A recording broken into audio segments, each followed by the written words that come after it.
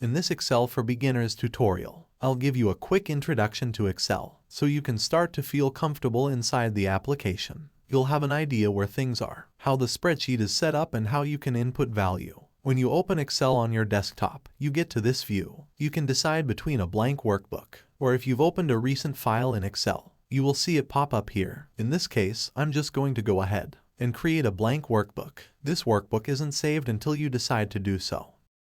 To save the workbook, just go here, click on Save, and then you can decide where you want to save it. You can also use the shortcut key Ctrl+S. A single Excel file is also referred to as a workbook or a spreadsheet. A workbook consists of at least one sheet. You can easily add more sheets by clicking on the plus here. When you double-click on a sheet name, you can change the name and then press Enter. A sheet contains many cells. This box here is a single cell. You can input numbers or text in here. Just start typing and then press Enter. If you want to replace this value, just go to that cell and start typing. You don't have to double-click, you can type over it.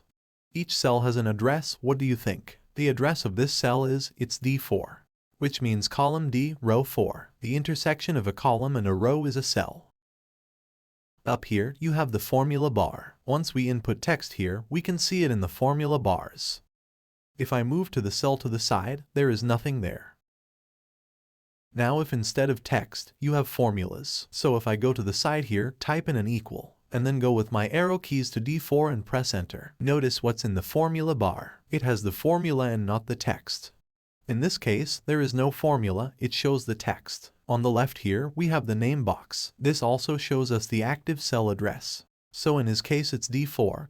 When I go here, it's F4. You can also use this to jump to a specific cell. Just type in the cell address. So let's say I want to jump to A100. Type it in, press Enter, and I jump to that cell. Now to jump back to the first cell, you can use the shortcut key Ctrl+Home. On the Excel grid, you can select multiple rows or multiple columns. Just go with your mouse and highlight the rows, or highlight columns, just select and drag. There are also a lot of shortcuts in Excel you can use. So for example, the shortcut key Ctrl+ selects an entire column. If I hold down the Shift key and the arrow keys, I can select multiple columns. Now I have a separate video in Excel shortcuts, and I've added the link to the description of this video. Now here, if you right mouse click, you're going to get a lot of options. You can, for example, insert columns in between these. If I right mouse click again, I can delete the columns that are in between these. And since we're talking about shortcuts, a great shortcut is to use Ctrl+ to insert columns or rows, and Ctrl- to delete them.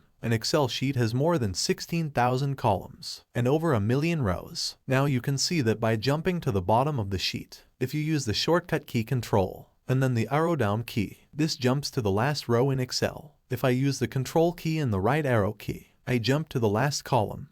Now the way to get back, do you remember where that shortcut was? That was Ctrl+Home. Another term you need to know is range. A range is a group of cells. If I highlight this area, so just click on the first cell and then drag. If you want to use your keyboard key, just select the first cell and then hold down Shift and highlight the other cells with your arrow keys. Now how do I reference this range? What's the address of it? You reference it by the address of the cell on the top left-hand corner and the bottom right-hand corner separated by a column. So this would be D4 until F7. So you would write that as this D4 to with a column F7. Now this is something that's going to be used inside formulas. So whenever you see a syntax like this is referencing a range of cells. If I wanted to move the value of this cell to another cell, I could use the move handle. So this here that you see, this mouse icon, this is the selection icon. So you just go and click and you're selecting a cell. If you drag, you select a range. But here, if I move it to the border, I get this 4 arrows, that's the move icon. When you see this, you can click and drag, and you move the content of that cell somewhere else.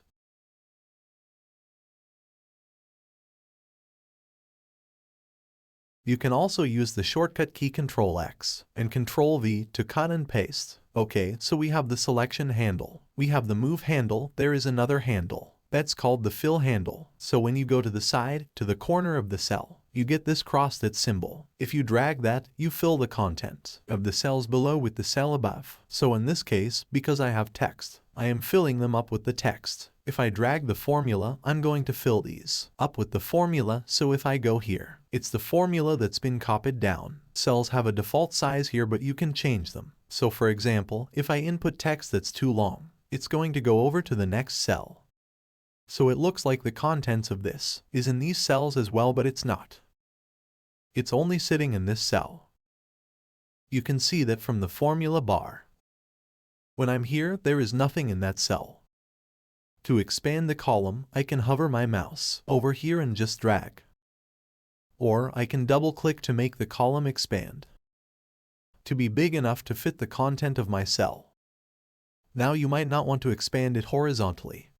You might prefer to let it flow vertically. So instead of it going all the way to the side, and your column being so wide, you want to keep the width like this, but you want the row to expand. Now even if I pull down the row, this is not going to wrap inside the cell.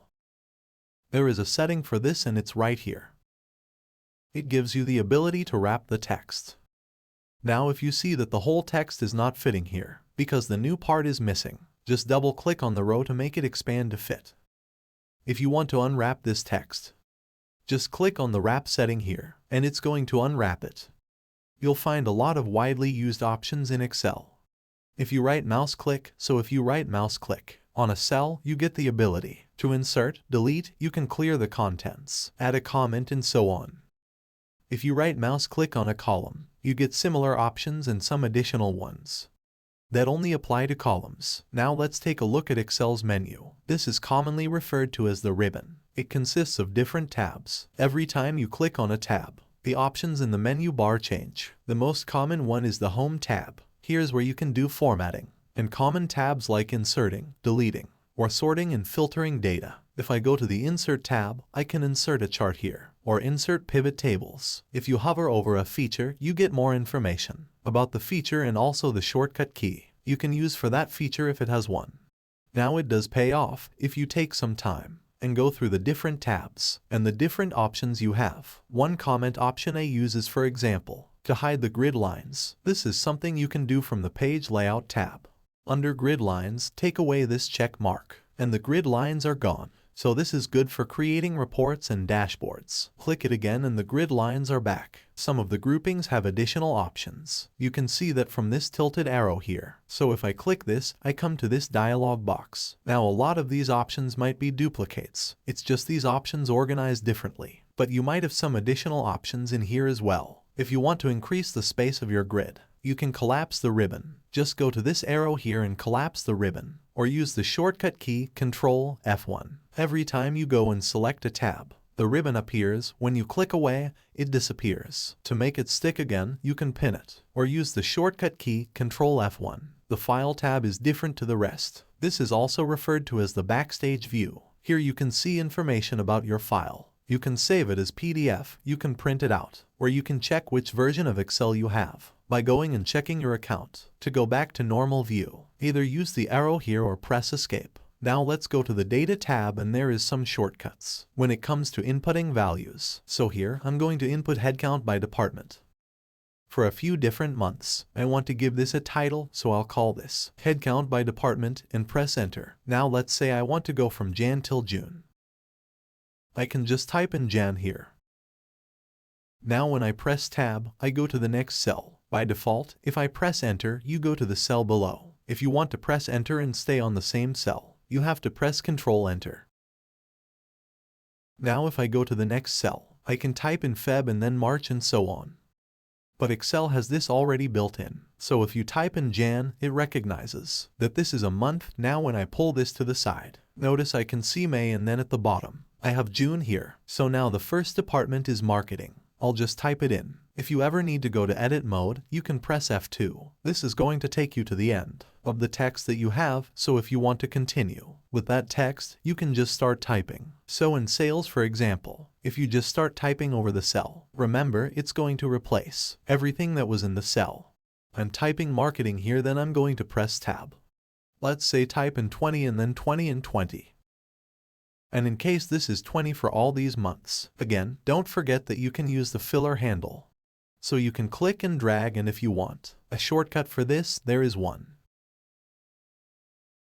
just highlight with the keyboard keys, and then press Ctrl R. This is going to fill to the right. Now when you're on the end here and you press enter, you jump to the cell below. One way to make it easier for you to input a bunch of data is to highlight the area first. So in this case, when I highlight this, notice when I press tab and I get here, and I press tab again, it goes to the first cell of the next row, so now I can type, and then press tab, tab, tab, and so on. To get out of this, you can just click away, or use the arrow key to move out of the space. Now I'm just quickly going to add some data to this, and then let's do some formatting. Okay, so now we have some more data. Let's adjust the formatting of this. I want to center this across my report. So highlight the range, go to Home and merge these cells. When you click it, it automatically merges and centers the cell. We can make these bold, highlight and click on bold. And while we're here, let's also adjust the cell width to match the content of the cell. So I'm going to highlight all of these together and then double click to make this fit. Now if it's too tight for you, you can expand this a little bit. If you just select any of these, while the rest are highlighted, it's going to make the same adjustment to the rest as well. Now you can go ahead and add color to this, or add borders, so here you have a bottom border. You'll have thick bottom border, so let's go with that. In case you want to move something to be in the middle, so let's say I don't want HR on the bottom.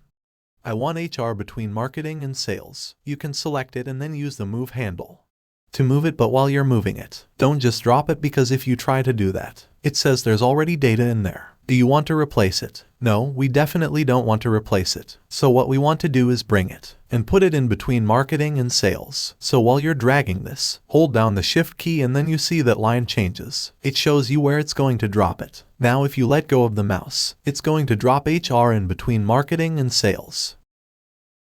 Now you have other options to do this as well. If you don't want to use this combination, just right mouse click and cut. Or use the shortcut key Ctrl X, and then go to where you want this range to sit. Right mouse click and insert cut cells. Let's give the title some color as well. And if you ever adjust the formatting of the cell, and you want to apply that formatting to other cells, you can use the paintbrush icon. So for example, let's say for some reason I made this red, and I want to apply that to the other ones. I can just go and click on the paintbrush, click on the cell I want, and it automatically applies the formatting. Now this is not just for color, it's any type of formatting you have. It can be a combination of bold font, cell borders, and so on. If you want to apply that formatting to multiple cells, double click on this paintbrush, and then you can reuse that formatting and apply to multiple cells. Once you're done, press Escape to remove it. If you want to sum up these values, you can go to Home and sum them from here. There's also a great shortcut key for this, which is Alt equals. When you click it, it tries to pick up the range. This is correct, you just have to press Enter. Now you can fill the rest in, and the formula will be copied over, and the ranges will reflect the direct ranges above. If you want to do this in one go, you can first select your area and just use the shortcut key Alt equals, and you're done. This wraps up our introduction to Excel. In case you like to learn more about Excel and other features and functions, check out the other videos I have on this channel.